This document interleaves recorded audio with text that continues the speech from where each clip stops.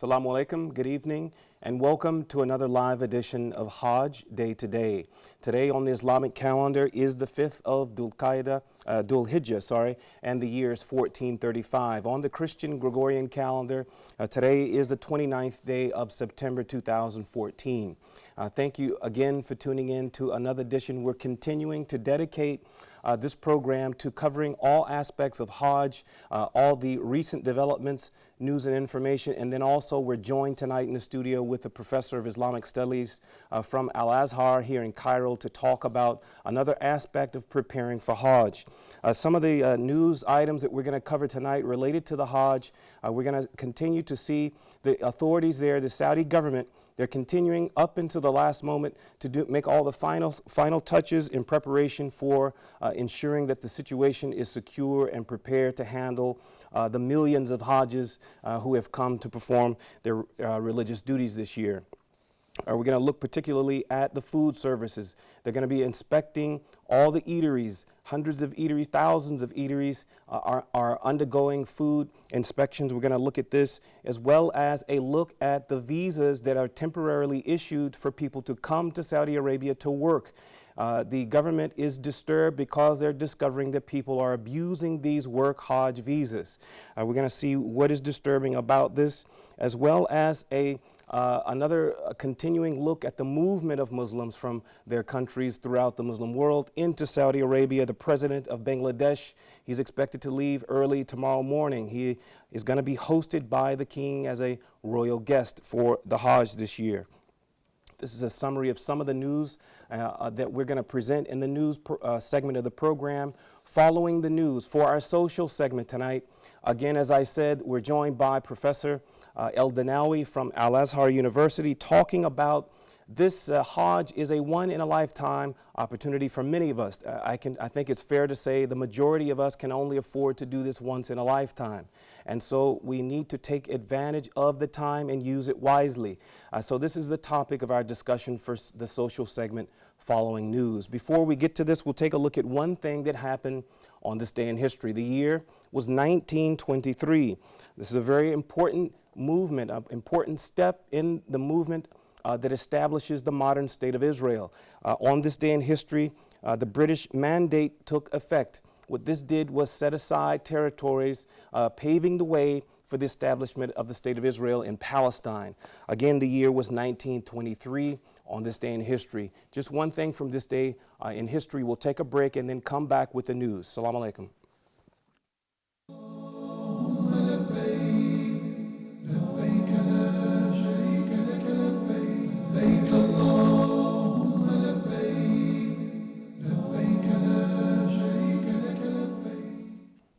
Assalamu alaikum and welcome back to Hajj Day Today. Our first item takes us to Saudi Arabia. The government said on Sunday that it would not allow politics to be a feature in this year's Hajj pilgrimage.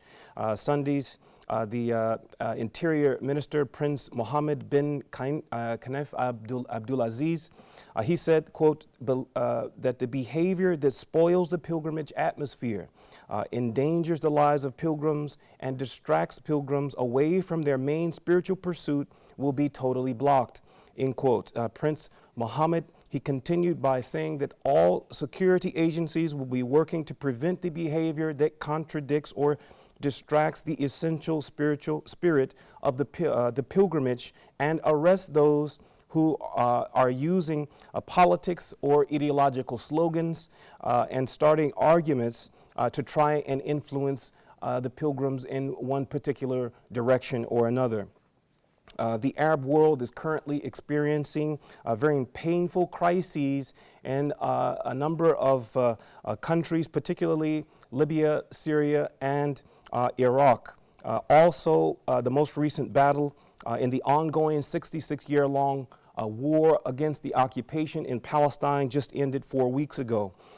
This was the time at the ending of this war, this last battle, was a time when we started to see the first batches of Muslims start to make their way to Saudi Arabia for Hajj. So in this environment, this current political environment that we're facing, there's lots to talk about. However, the authorities are saying that they will not tolerate these discussions about politics and ideological interpretations of Islam. Now, we could probably imagine what the situation would look like if the authorities were not concerned about this. Even in our home mosques, sometimes at the end of Goma prayer, we see political rallies demonstrating, starting right in the mosque while others are still praying. So it's very important for them to take this step, again, to protect the sanctity of the pilgrimage. For our next item, we will stay in Saudi Arabia and look at the Ministry of Commerce and their operations to inspect and ensure that the food that's being provided for the pilgrims is safe and healthy and has a high quality. The Mecca municipality and the Kingdom's Ministry of Commerce, they began conducting separate food inspections at these eateries in the vicinity of the Grand Mosque, as well as in the district where many of the pilgrims are going to be staying.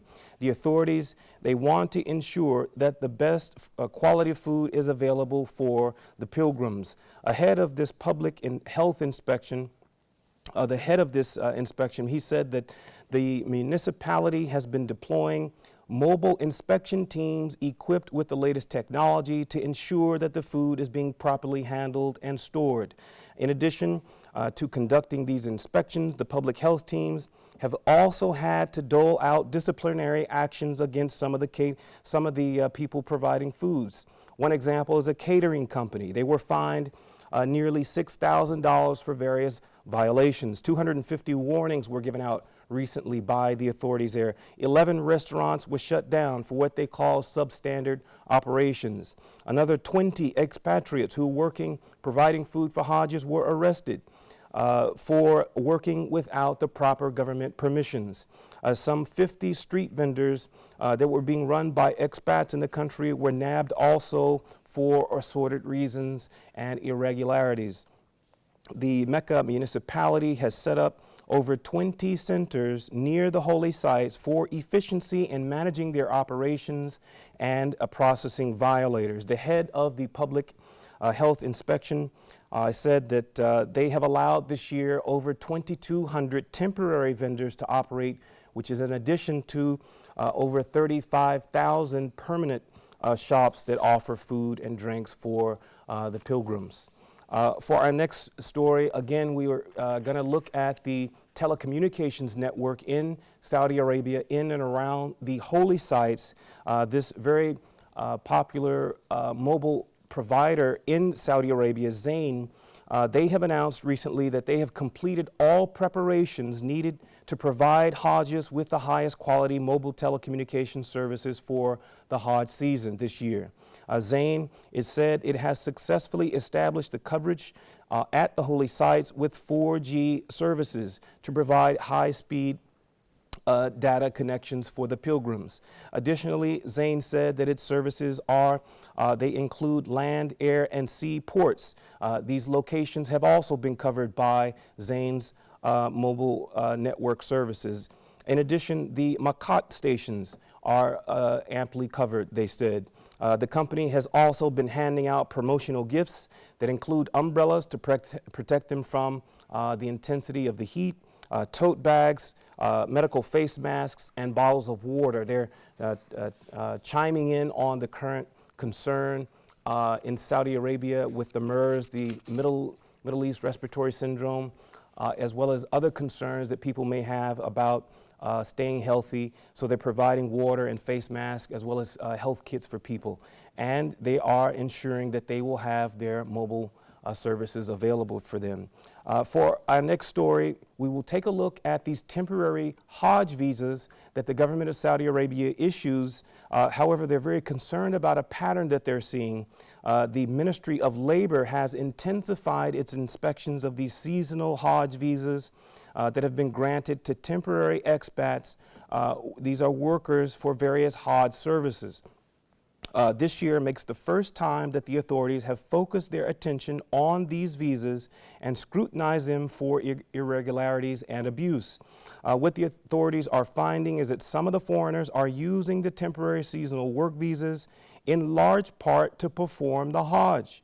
Abdullah Abu Tanin, he is the head of the inspection teams. On Sunday, he said that the Labor Ministry inspections the inspectors, they found over 5,500 violations as of Saturday.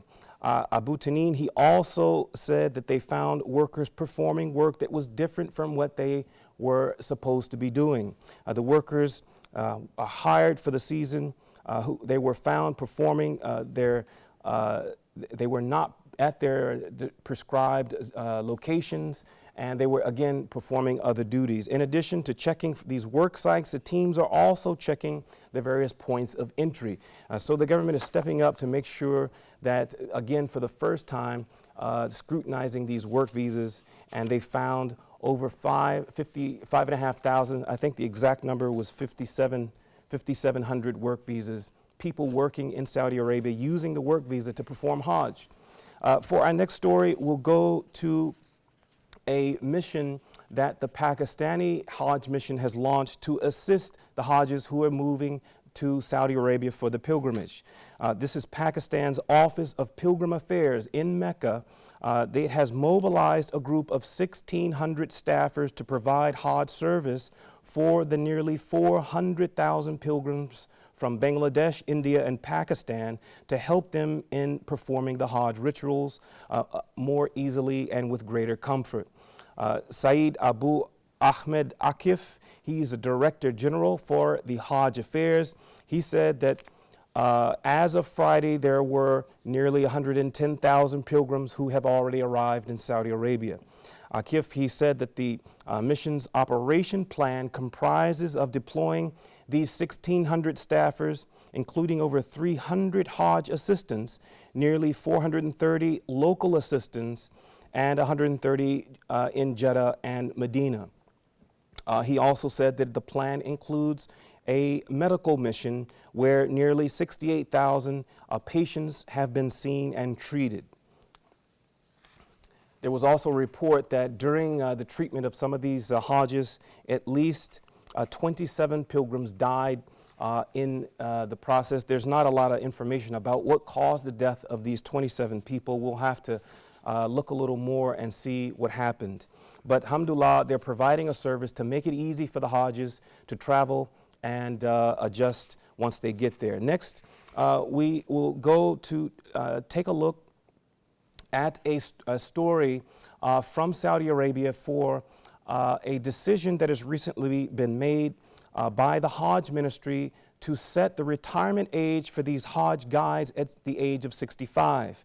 A number of these mutawifs, these Hajj guides, they have strongly criticized this decision by Saudi's Hajj ministry to force them into retirement at the age of 65, saying that the move would force them into unemployment. A member of the National Hajj and Umrah Committee, Khalil Bahadur, he believes that the ministry's decision was not carefully considered and researched. Bahadur, he has been a Hajj guide for the past 40 years, and he says that the ministry should determine, instead of setting this retirement age, they should determine retiring guides on a case-by-case basis after evaluating the individual's ability to perform the job. In addition, he argues that experienced people are often needed to resolve certain kinds of problems and emergencies. To date, we haven't yet seen a response by the Hajj ministry in response to the objection by these mutawafs. They want to continue performing their jobs to help the pilgrims who, especially those who need assistance. Maybe they're bound by a wheelchair and they want to perform. So we're glad to see their spirit. They want to continue working, and so we'll have to follow and see what the ministry decides to do. For our next story, we'll go to Dubai, where the health authority, they have launched a health awareness campaign to raise the health awareness of the pilgrims traveling from Dubai to Saudi Arabia. The ministry has opened 3 medical centers inside the airport terminals at Dubai's International Airport that are open on a 24-hour basis. The ministry is also distributing material, which includes brochures, first aid kits, And again, umbrellas we see to block them, shield them from the intense sun, as well as other essential medications. Blood glucose tests are being performed at these centers inside the Dubai airport. The campaign also focuses on raising the importance of hand cleanliness. To drive home the importance of maintaining clean hands, they used a very graphic way. They have a device that emits ultraviolet light to reveal how much germs a person is carrying on their hands. And when the people see this, of course, they want to do something to keep their hands clean. The head of the official Hajj mission there in the Emirates, he reported that so far all the pilgrims that they've seen at these centers have been in good health. The World Health Organization, the WHO, earlier they published travel tips for pilgrims who are going to Saudi Arabia, saying that close contact with people who are suffering from acute respiratory conditions should be avoided. And you should make sure you wash your hands frequently, especially when dealing with people in their environments, like their hotel rooms or something like that. Travelers are also urged to seek medical aid if they begin to show signs of illness. This year we see about 10,000 pilgrims traveling from Dubai to Saudi Arabia. We'll go next to Bangladesh to look at a report here that the president of Bangladesh, President Abdul Hamid, he's scheduled to leave his home country to go to Saudi Arabia early tomorrow on Tuesday.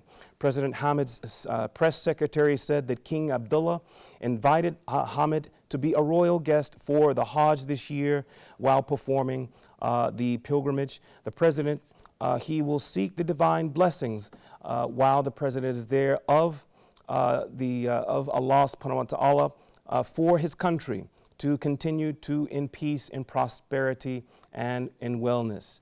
Local sources report that more than 58,000 Bangladeshis are traveling from Bangladesh to perform Hajj this year in Saudi Arabia. 58,000 have already arrived, and another 40,000 are on the way still, for a total of nearly 99,000 Bangladeshi Muslims performing Hajj this year. We will go next to a statement by the Grand Mufti of the mosque in Mecca, Sheikh Abdul Rahman al-Sudis.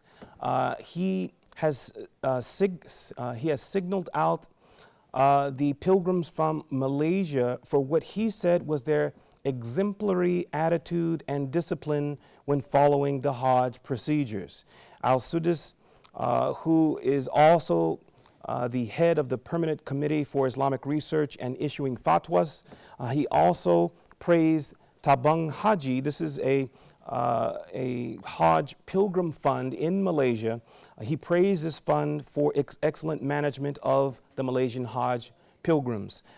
This year, the Tabung Haji, this Hajj fund from Malaysia, it streamlined its Hajj services by expediting the pilgrim transport from the airport in Jeddah to Mecca after the Hajjis arrive in Saudi Arabia. The operations director reported that the process has been reduced from 8 to 5 hours. So the Mufti in Saudi Arabia, Al-Sudis, he's very impressed with the Malaysians, and he's citing them, he's praising them, and expressing his appreciation for their good behavior and their good attitudes and the management that they're being provided by the Hajj Fund in their home country. For our last story this evening, we have a report here about a conference in Mecca. This is the 15th Mecca conference. The Muslim World League, it will hold this conference in Mecca on Sunday. Prince Mashal, the Emir of Mecca, he is scheduled to open this 15th Mecca conference. The title for this year's conference is Islamic Culture, Originality and Contemporality. We expect to see some very important discussions being held here at the conference in Mecca this year. Thank you so much for tuning in. This will conclude the news for Hajj Day today. We hope you enjoyed some of these stories. We will continue the program in our next segment, the social segment, following a short break. After the break, we'll come back for a discussion about Hajj and the importance of us taking advantage of this once-in-a-lifetime opportunity. We hope you enjoy the program. Inshallah, we'll be back with more tomorrow. Assalamu alaikum wa rahmatullahi wa barakatuh.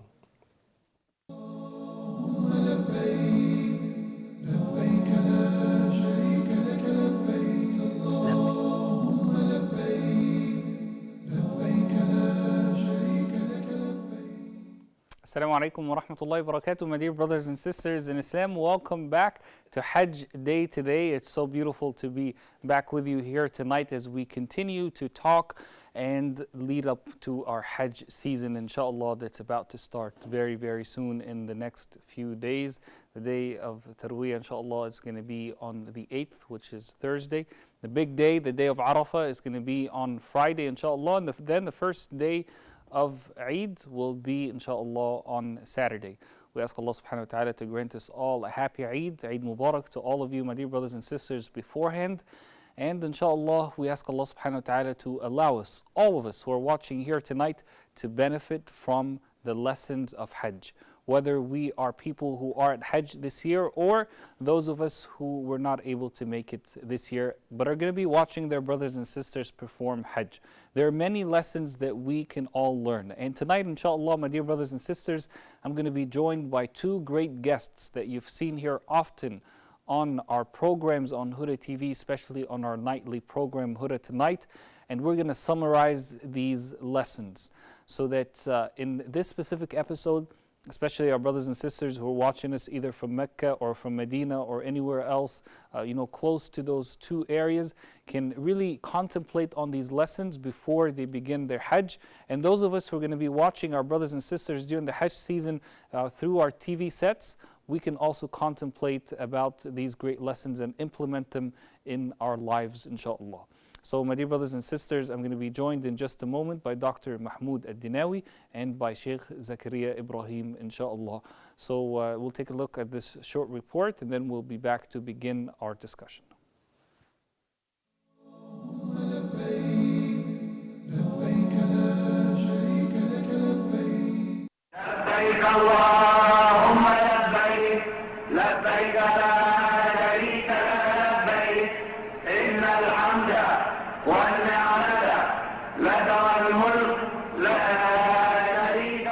Millions of Muslims are gathering in and around the sacred city of Mecca. They are coming from every corner of the globe to perform the sacred rites of Hajj.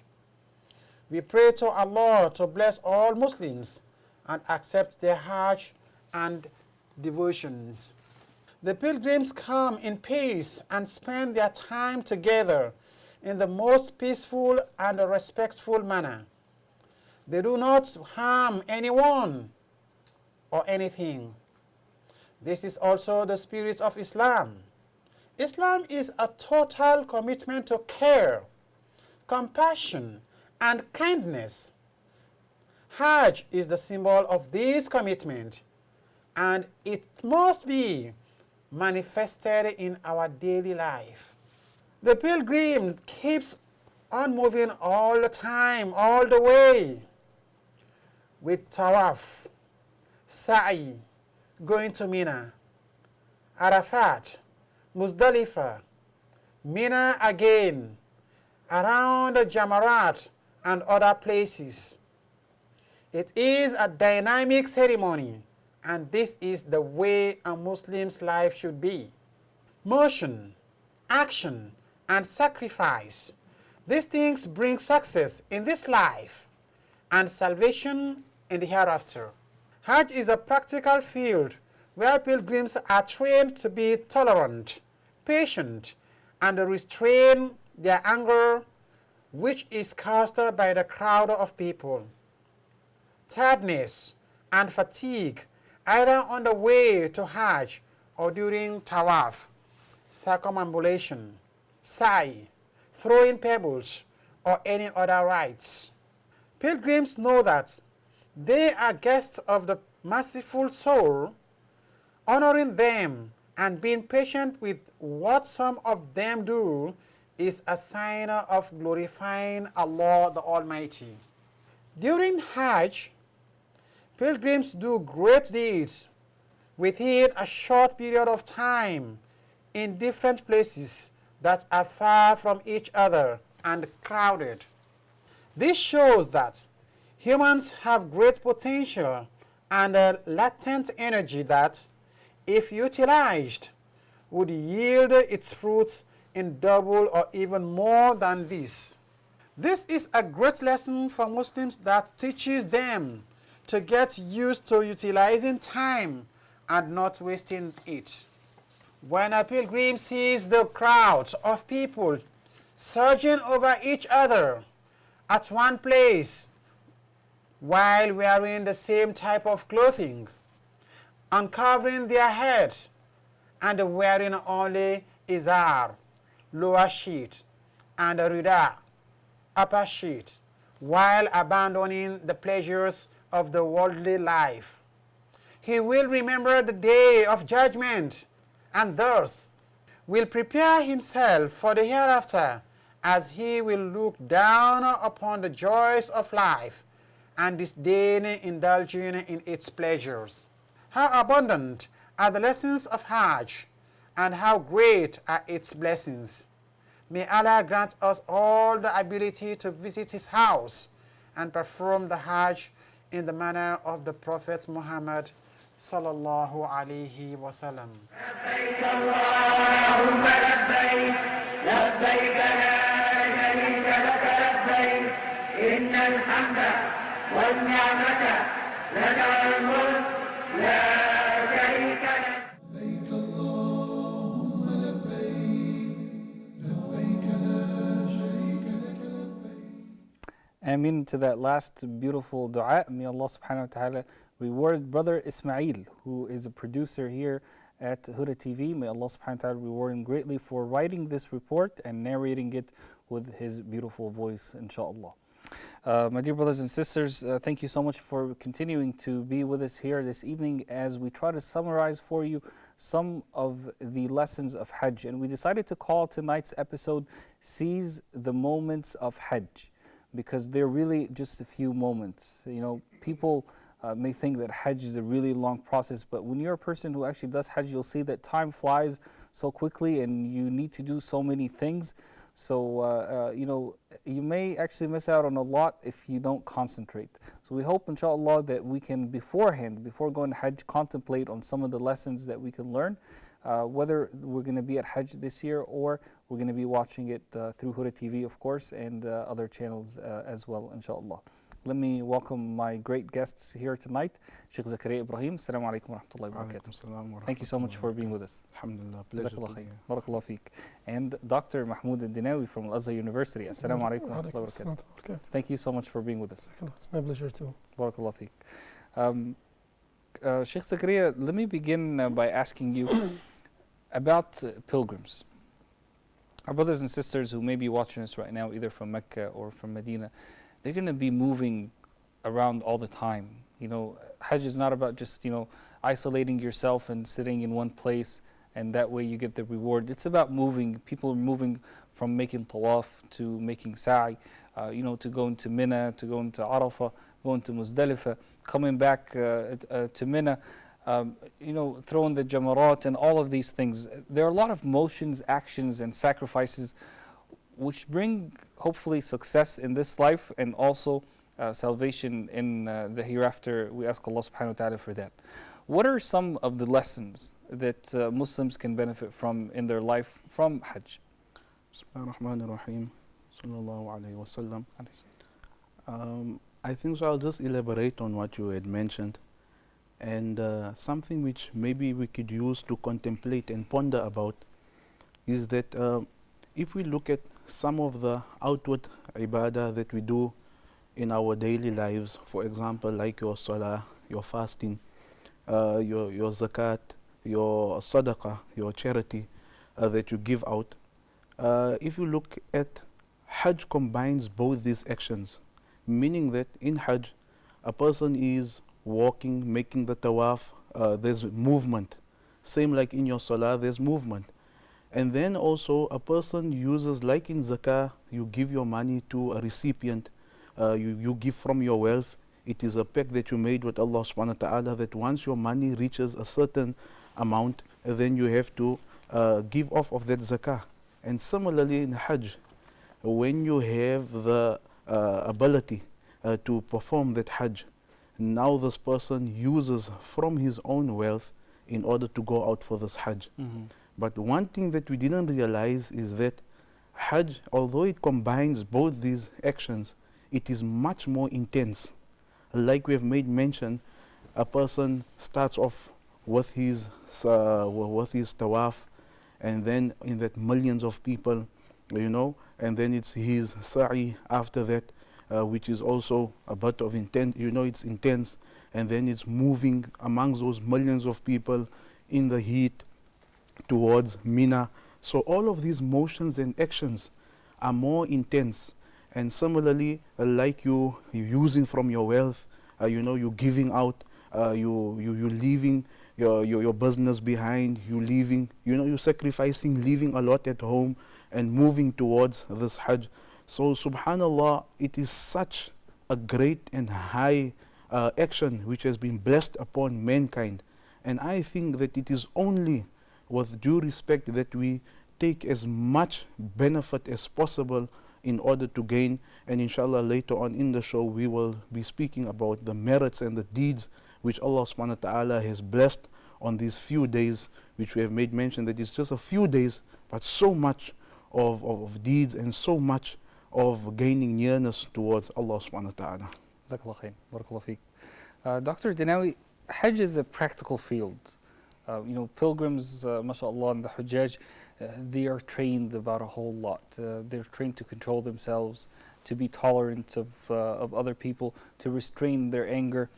There are a lot of things that can make a person angry, just the heat itself, the crowd, all these people, the fact that you're tired. We tend to be more angry when it's later at night and we're just tired, and you can just go to sleep, wake up, and you're not angry anymore simply because you've gotten enough sleep.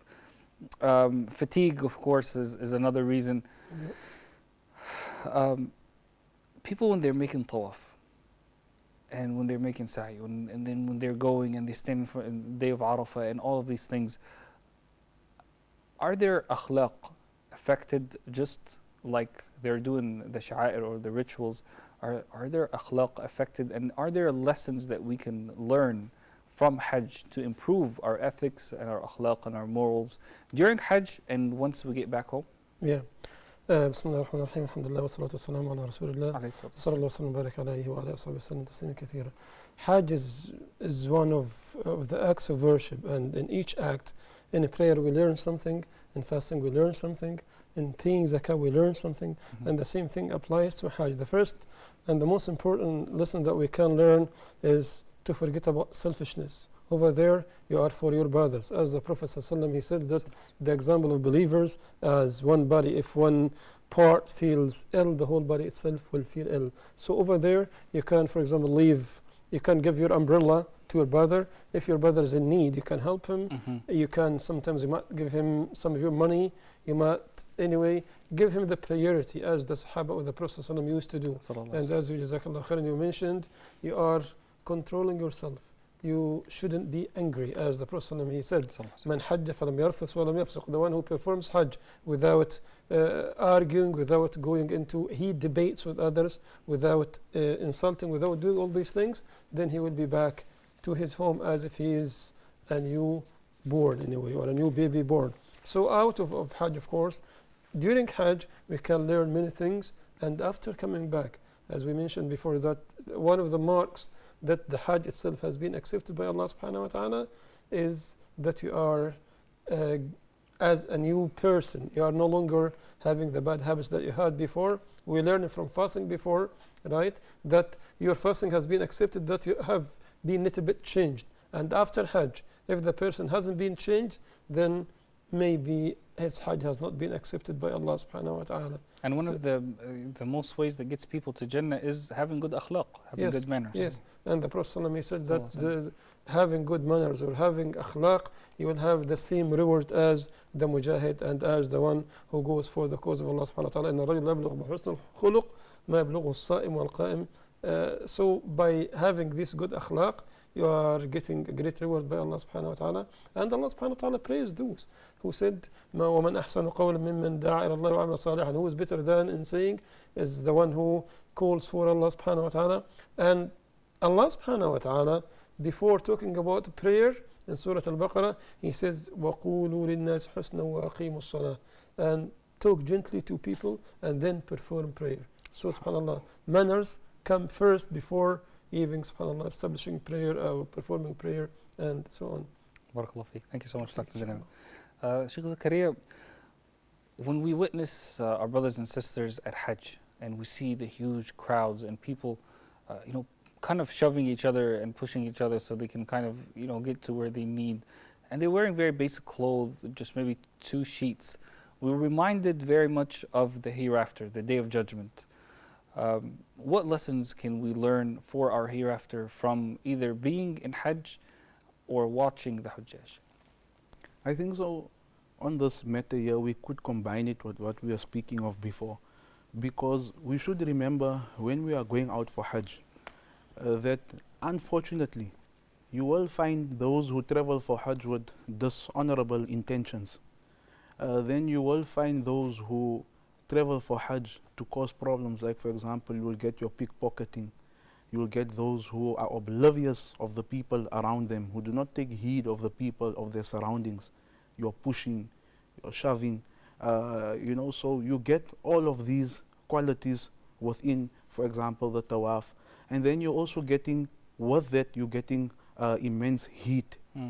All of these things here, we should understand that here is again where we should display our character, where we should be able to persevere patience. I know once in the Alfiya ibn Malik, there's a poem where this person makes mention and he says, لَأَسْتَسْهِلَنَّ الصَّعْبَ أَوْ أُدْرِكَ الْمُنَى فَمَنْ قَادَتِ الْآمَالُ إِلَّا لِصَابِرِ.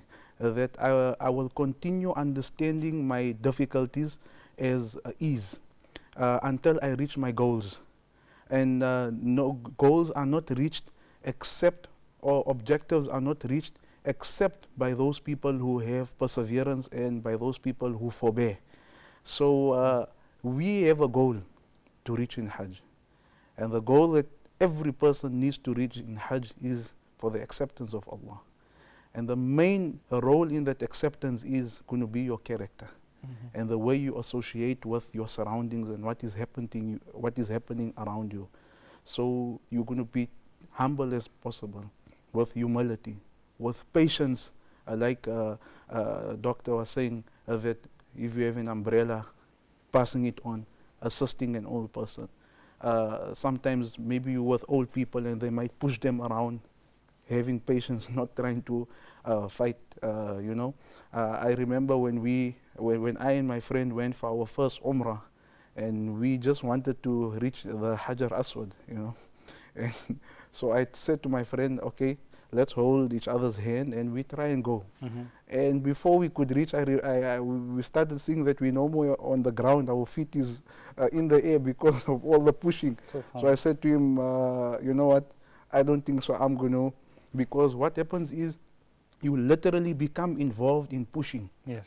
And you literally become involved in being aggressive because of everybody trying to reach that certain place which you want to reach. And the only thing that you need to do is that you need to calm down, display your humiliation, be passive, and move back and carry on displaying your character. Jazakallah khair. Barakallah feek. Dr. Nawi, I want to ask you the same questions and hear your your thoughts about it. When we think of Hajj, we are reminded a lot about the Day of Judgment. Your thoughts? Yeah, this is I think Hajj itself is I would say, is the last destination of our life. Because Hajj, as Allah subhanahu wa ta'ala, He says, the verse in Surah Al-Ma'idah when He says, الْيَوْمَ أَكْمَلْتُ لَكُمْ دِينَكُمْ, today I have made your religion perfect, and it was revealed on the day of Arafah. So Hajj is the last thing that the person is going to do. And the same also reminds us of the Day of Judgment, when people are wearing the same clothes, when we are no longer having anything. When we meet Allah subhanahu wa ta'ala in the Akhirah, we will have nothing. No money, no position, no kids, nothing at all. The same now, we are leaving our kids, we are leaving our belongings, our possessions, everything, mainly for the sake of Allah subhanahu wa ta'ala. People are running, as Allah subhanahu wa ta'ala in more than one verse, He says, فَفِرُّوا إِلَى اللَّهِ وَسَارِعُوا إِلَى مَغْفِرَةٍ سَابِقُوا إِلَى مَغْفِرَةٍ مِّن رَبِّكُمْ. All verses in the Quran says, run towards Allah subhanahu wa ta'ala. Push yourself. It's a matter of struggle. You are struggling to Allah subhanahu wa ta'ala, as He says, يَا أَيُّهَا الْإِنسَانُ إِنَّكَ كَادِحٌ. You are struggling until you reach the destination, which is Allah subhanahu wa ta'ala. So by doing Hajj here, you are taking exactly, I would say it's a resemblance to the Day of Judgment. All people are gathered, and everybody in Hajj is very worried. Is his Hajj accepted by Allah subhanahu wa ta'ala or not? The same thing as in the Akhirah, everybody will care only about, will he be given his book by the right hand or by the left hand? Is he going to paradise? Is he going to hellfire? And all these things. So this is, I would say, one of the most important lessons that we can learn in Hajj, that usually we have, as the hadith says, that we have to remember death, because everybody can die anytime. And in Hajj, you have come to the conclusion that the dunya or this life is zero. As Allah subhanahu wa ta'ala said in more than one verse, اعلموا أنما الحياة الدنيا لعب ولهو وزينة وتفاخر بينكم. You have to know that this life is just a matter of play. And at the end, when this is finished, you are going to meet Allah subhanahu wa ta'ala. So by this great gathering in Hajj, we are supplicating Allah subhanahu wa ta'ala, especially those blessed days about which Allah subhanahu wa ta'ala He swore. And when Allah subhanahu wa ta'ala swears by something, as He says, وَالْفَجْرِ وَلَيَالٍ عَشْرٍ, means that these days are important to Allah subhanahu wa ta'ala. We have, as you said in the beginning, we have to seize the opportunity of this moment of Hajj. Barakallah feek. Jazakallah khair, Shaykhan. Shaykh Zakaria, subhanAllah, people in Hajj don't have a lot of time, but they do so much, and they move from one place to another. Do you really think that this has anything to do, or one of the lessons that we can learn from it is the importance of time in a Muslim's life? And if we really push ourselves, and concentrate, that we would be able to do a whole lot more than we do, maybe double or triple or even quadruple more of what we do in our, normal lives, if we focus and we concentrate and we have specific goals? The format of Hajj, the structure of Hajj shows you that time cannot be wasted. Because at certain times you have to be at Mina, then again you have to, if for example you have to leave Mina after the Fajr, and then on your way to Arafah, and then there are some prayers which cannot be done at Arafah, like the Maghrib and Isha, which has to be done at Muzdalifah. So there's certain structures, there's certain strategy which Allah subhanahu wa ta'ala is trying to show us. There's a certain consistency and steadfastness regarding your time.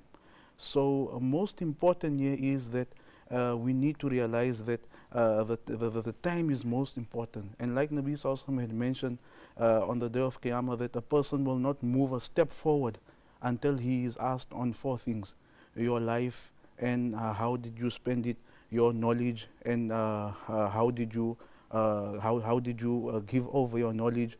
Where Allah subhanahu wa ta'ala says your knowledge, and how did you give over your knowledge.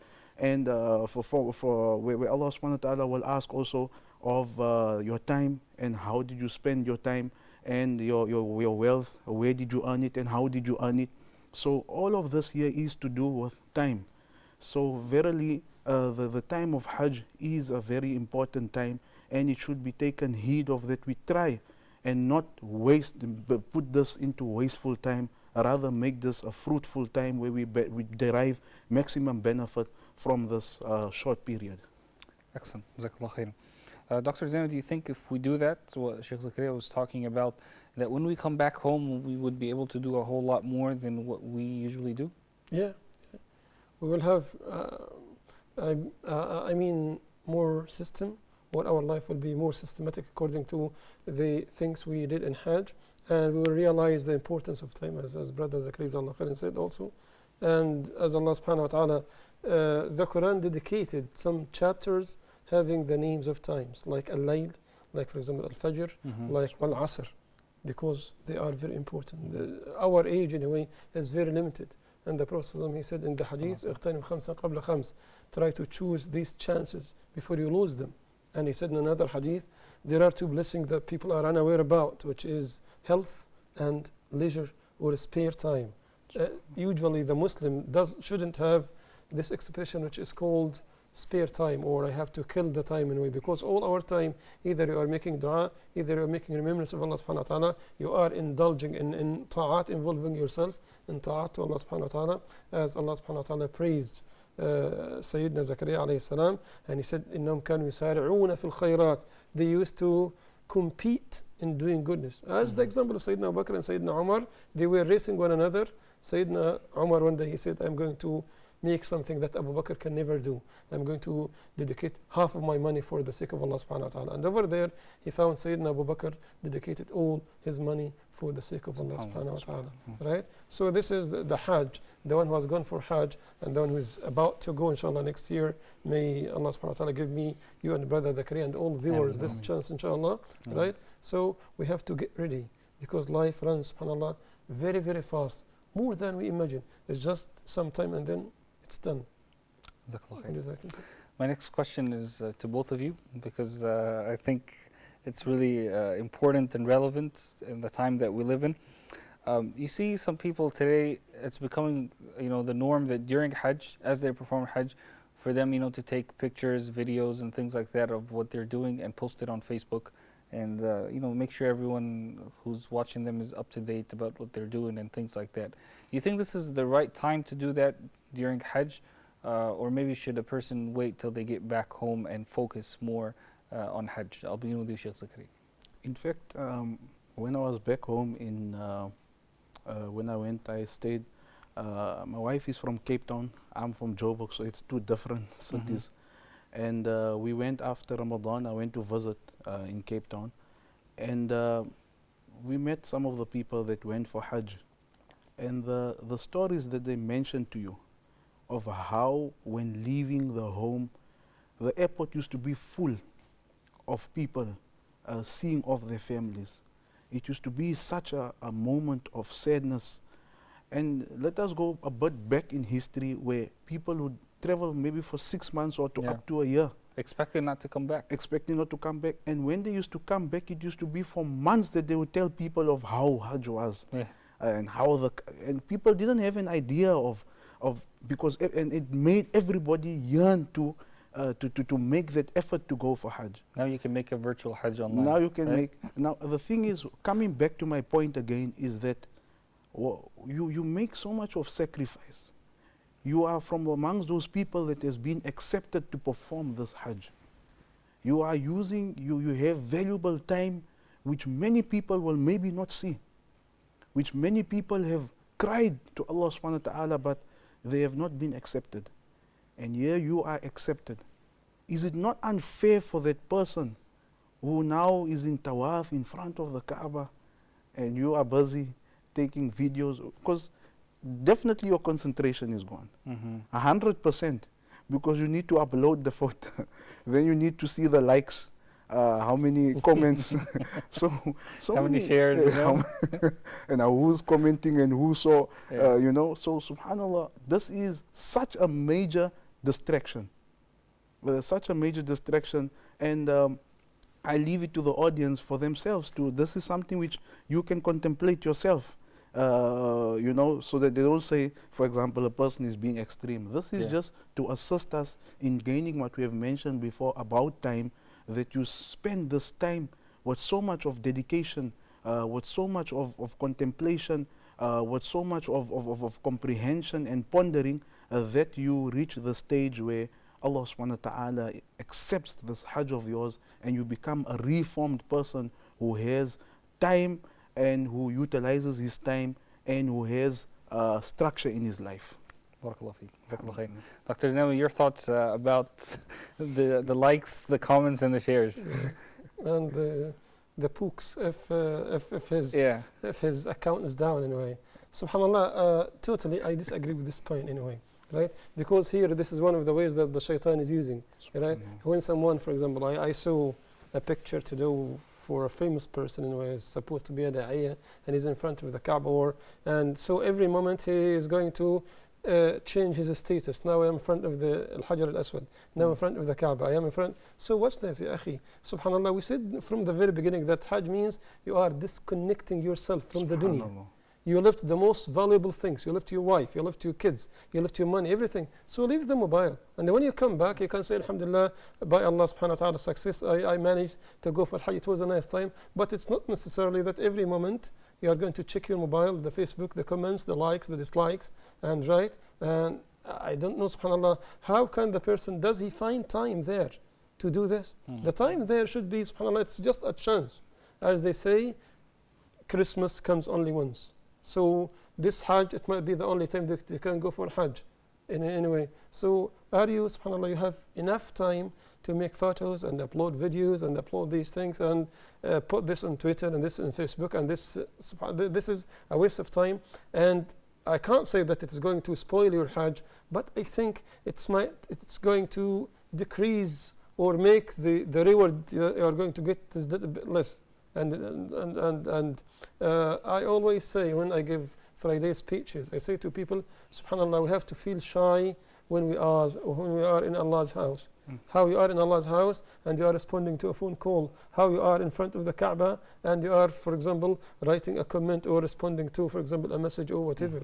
We have Allah subhanahu wa ta'ala says in the Quran, مَا لَكُمْ لَا تَرْجُونَ لِلَّهِ وَقَارًا. Why don't you respect Allah subhanahu wa ta'ala as they should be?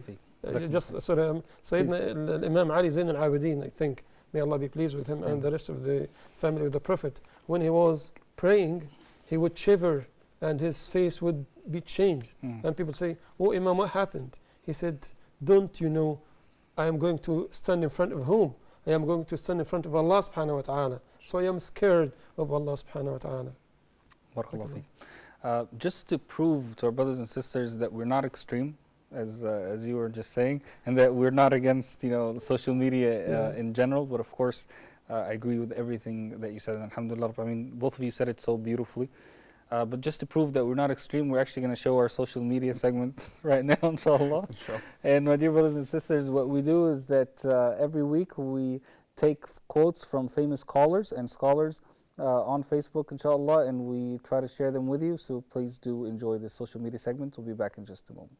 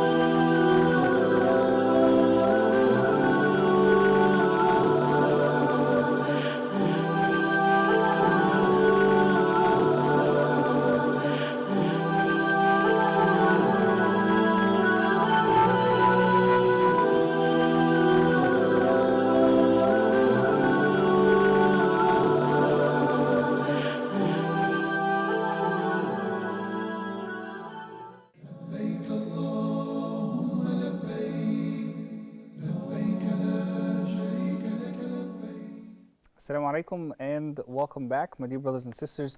We do have about 10 to 15 minutes left in the program, and we would like to open up our phone lines so that you can join us here in the discussion, inshallah. If you have any thoughts that you want to share with us, any questions, if you are there for Hajj and You may be unsure about a couple of things. Do give us a call and share your thoughts with us. Also, if you could like to tell us about the feelings of what you're feeling there while you are at Hajj, please do give us a call and share your thoughts with us. And I want to say that I was really happy today to see my dear brother Junaid Dar, who is a presenter here at Huda TV, presenting live, but not from here, but presenting live from Mina, mashallah. May Allah subhanahu wa ta'ala bless him, accept his Hajj, and all the Huda TV crew that is there, and all the brothers and sisters from every corner of the globe who are at Hajj this year, inshallah. Sheikh Zakaria, I want to ask you a very important question relating to what you just talked about. You said the trip used to take months for a person to actually get there, with the expectation of not coming back. Yes. And then on the way back, it would take a few more months. So it was, when we get things not so easily, they have a lot of value for us. Do you think in the times that we live in, with all the technology and everything, and how things are much easier, and the five-star hotels and the packages that many people take for Hajj, do you think this made it seem more like Hajj is taken for granted? There's a yes to that and a no to that. Mm-hmm. The yes to that is that, yes, transport has been made easier. I mean, you just book your ticket online also, you hop into the plane, you take a nap, you've been served food, nice aircon, and you're down again, you're in Jeddah airport or Medina or wherever. You come, you're driven to the hotel, there's an aircon, it's 5-star, there's a buffet. But these leisures and luxury shouldn't change a person, because although you have all these things, yes, transport has been made easy now, but I think you can still have that same intention and that same steadfastness which the people had in the past. It's only the matter of that person what is his intention when he leaves. I remember my teacher always used to tell us that your intention is most important before you do that action. Your intention is the most important, because once your intention is correct, then from there, everything that you do from there, because it's a firm intention, you get that feeling that those used to feel in the past. So for me, it would be that, yes, in the past there was difficulties in traveling, there was no comfort, but I believe what the comforts that we have in today's time, you can still have that firm intention, and you can still have that, that feeling which was felt by those that traveled in the past. Jazakallah khair. Dr. Dinawi, Hajj is I don't want to say a great opportunity, but really the best opportunity to repent to Allah subhanahu wa ta'ala, to return, as the Prophet Muhammad sallallahu alayhi wa sallam said, to being a newborn baby who is absolutely sinless, to make a vow with Allah subhanahu wa ta'ala that you will not go back to certain sins that you have done in the past, and that you will change in the future for the better. Your thoughts about that? Yeah, but Hajj, in order to have this position in a way, or to have this great reward by Allah subhanahu wa ta'ala, and one of the most important things in all our acts of worship is the issue of sincerity. Because this is the only thing that Allah subhanahu wa ta'ala accepts, as He says in Surah Al-Bayyinah, وَمَا أُمِرُوا إِلَّا لِيَعْبُدُوا اللَّهَ مُخْلِصِينَ لَهُ الدِّينَ. They were ordered to worship Allah subhanahu wa ta'ala with an issue of sincerity. Some people go for Hajj, right, just for the sake of getting this title Hajji, as I heard it in some countries, and here in Egypt we say Hajj, for example. And Allah subhanahu wa ta'ala said also in Surah Al-Zumar, أَلَا لِلَّهِ الدِّينُ الْخَالِصِ. The only thing that Allah subhanahu wa ta'ala accepts is sincerity to Allah subhanahu wa ta'ala. And this reminds me of a very funny thing. A man was praying, and two people were behind him. He was praying alone, and they praised his prayer. They said, MashaAllah, his prayer is fantastic and his voice is great. And after he just finished, he said, Assalamu alaikum. He looked at them and said, and I am fasting too. So he spoiled his prayer and he spoiled his fasting by the issue of showing off. So in order to be a new baby born, as you mentioned, Jazakallah khairan, Oh, yeah. the Hajj has to be accepted by Allah subhanahu wa ta'ala. Hajj Mabrur. Yes, Yeah. الحج المبرور ليس له ثواب عند الله إلا الجنة. The accepted Hajj by Allah subhanahu wa ta'ala will have just reward is to go to paradise or to be admitted to paradise. And again and again and again, the marks that show that Hajj being has been accepted is that the person has to be changed.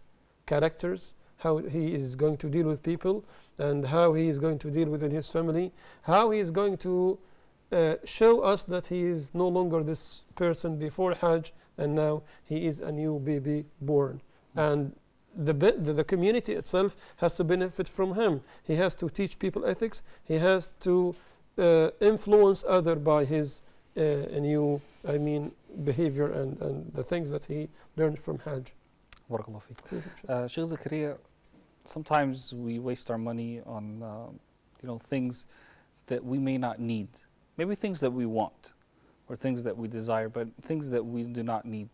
For example, and then people come out and they say, I don't have enough money for Hajj.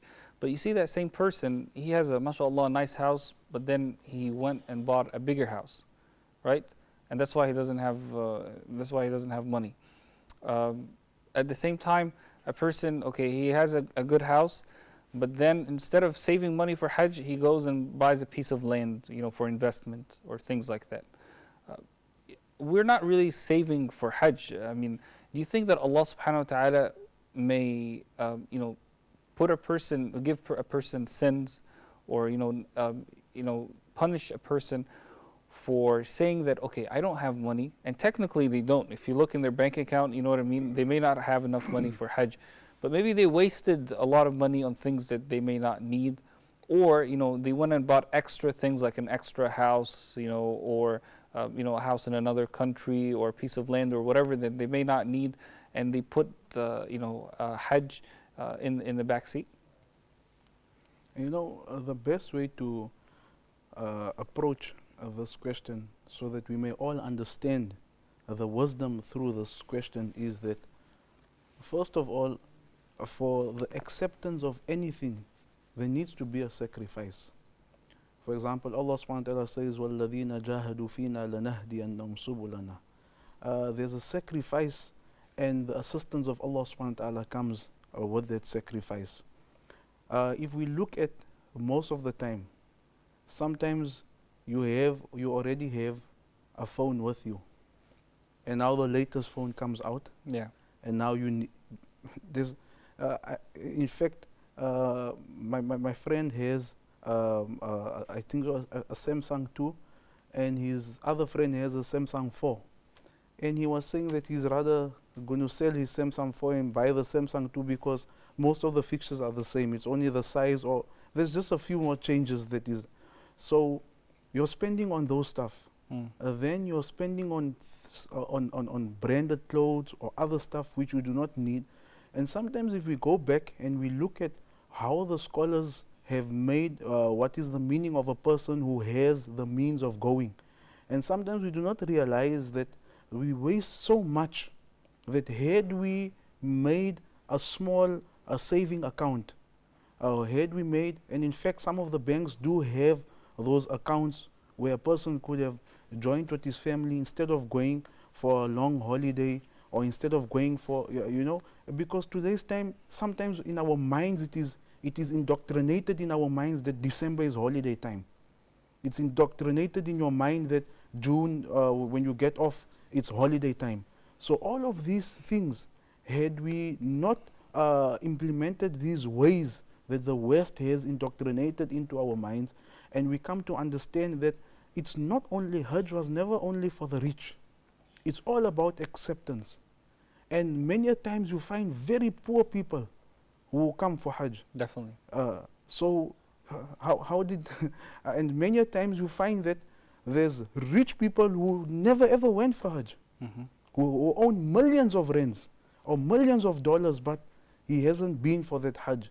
This is where you ask yourself that if you make that intention and you make that sacrifice to put away money, then verily you will also become from amongst those people who will be accepted, inshallah, to perform this Hajj. So what we are trying to say in conclusion is that We should never wait, and when I become a teenager, or when I become, inshallah, I'm going to first study, go to university, and I want to work. You know, you're planning your whole future.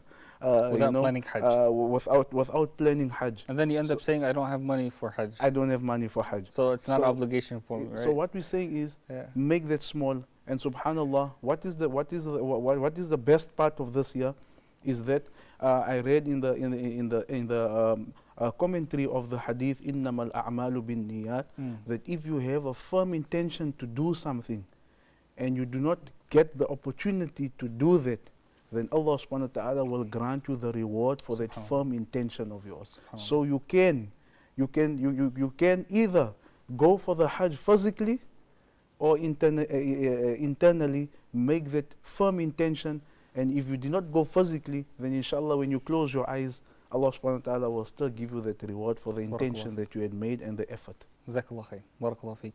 My dear brothers and sisters, as you're seeing there on the screen, we are showing you video from Hajj from last year, I believe. It's absolutely amazing to see that. It brings a lot of memories for people who were there last year, and also, my dear brothers and sisters, brings a lot of hope for those of you who are at Hajj this year, or those of us, like all of us here at the studio, who wish we can be amongst the people who are at Hajj next year, inshallah. Dr. Dinawi, will a person be punishable if they do what I just mentioned and what Sheikh Zakaria was talking about, that they procrastinate Hajj so much, spend money on other things and waste that money? I'll give you even a small example. Sheikh Zakaria was talking about the smartphones and things like that. Yeah. I know people who not only get the latest phone, but they get a special gold plate around it, made of gold. So they can make their phone better than the competition. Yeah. What happens is, I think that most of us, we need to rearrange our priorities, right? So the problem is that sometimes we make Allah subhanahu wa ta'ala as our own last priority. Sometimes we respond to emails and doing these things, and then it's about 5 minutes for Asr. Oh, I didn't pray Zuhr. I have to catch Zuhr now before Asr comes, and then wait till the Maghrib comes, and then wait till the Isha. When the Isha is on, the Isha time until the Fajr, so I can't postpone the Isha until late anyway. No, Allah subhanahu wa ta'ala, as the hadith says, for example, أحب الأعمال الله الصلاة في وقتها. The most beloved things to Allah subhanahu wa ta'ala is to pray on time. And Allah subhanahu wa ta'ala said in Surah Al-Imran, لن تنالوا البر حتى تنفقوا مما تحبون. You will never reach the stage of birr, or the best thing that Allah subhanahu wa ta'ala loves, until you spend the most beloved thing you have. So instead of, most people are curious and are very keen to save money for future, to have a new car, to have a new home, but he doesn't think about Hajj. He say, alhamdulillah, I'm still too young and I'll make Hajj when I get old. So who gave you the guarantee that you are going to live until you become old anyway? And I think Lady Fatima or Lady Aisha, may Allah be pleased with them, before giving money to the poor, she used to put some perfume in that money. And when people asked her, why you do this? She said, because the sadaqah, charity, it falls in Allah subhanahu wa ta'ala hand first, and then it goes to the poor. SubhanAllah. We only have about a couple minutes left, so a final message from both of you, inshallah, to our brothers and sisters who are there at Hajj this year, and also those who are going to be watching Hajj. This may be the last time that we're all here together, giving a piece of advice to our brothers and sisters before Hajj actually starts. Inshallah, the piece of advice that I would give is that everybody, those who have the opportunity and are there for Hajj, your yearning should be of only two. One is to purify your sins, to purify and cleanse yourself. And secondly is that you make it, that you know that this is a Hajj Mabrur by coming back home and doing that change, so that because that accepted Hajj in the eyes of Allah is a paradise for that person. And secondly, I love the point that the doctor mentioned in the end, is that for the viewers at home, and this really touched my heart, that do not leave actions for the last. Let us not put Allah subhanahu wa ta'ala behind us. Yes. Rather, let us run forward. When the time of the adhan comes, Let us run forward for that salah.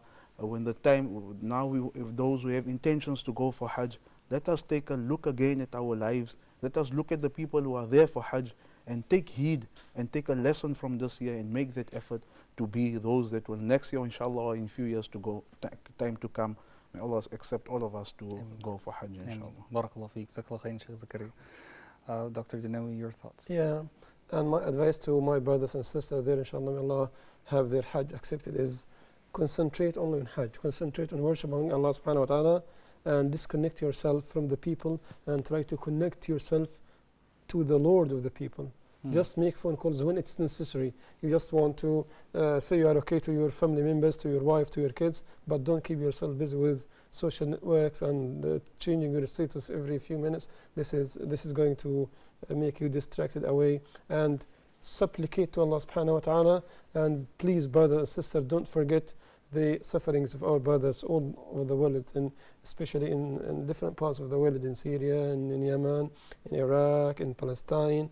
And make dua for them, and may Allah subhanahu wa ta'ala reveal their calamity and reveal the calamity of the ummah. And to those who are in their homes, just make pure intention and ask Allah subhanahu wa ta'ala to make you the way for Hajj for next year. If you have money, as I said, make it your priority that inshallah, promise Allah subhanahu wa ta'ala that you are going for Hajj next year. And inshallah, Allah will give you the reward for your intention even if you are not there. Inshallah. Barakallah feek. Jazakumullah khairan. I appreciate it.